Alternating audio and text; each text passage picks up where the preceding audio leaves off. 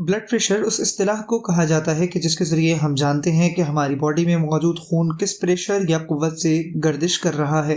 Blood pressure check करते वक्त दो किस्म के प्रेशर चेक किए जाते हैं।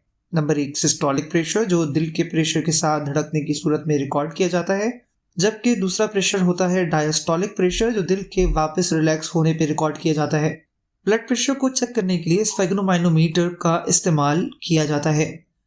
स्फेग्नोमाइनोमीटर दो चीज़ों पे मुश्तमिल होता है। नंबर 1 कफ, जिसे बाजू पे बांधा जाता है, और दूसरा गेज, जो ब्लड प्रेशर की वैल्यू दिखाता है। इसके अलावा स्टेथोस्कोप का इस्तेमाल किया जाता है, जो ब्लड प्रेशर चेक करने के दौरान दिल की धड़कन सुनने के लिए इस्तेमाल किया जाता है। ब्लड प्रेशर चेक करने के दौरान जो पहली आवाज़ आपको सुनाई दे उसे हम सिस्टोलिक ब्लड प्रेशर कहते हैं, जबकि ब्लड प्रेशर चेक करने के दौरान जब आवाज़ चली जाए तो उसे हम डायस्टोलिक ब्लड प्रेशर कहते हैं।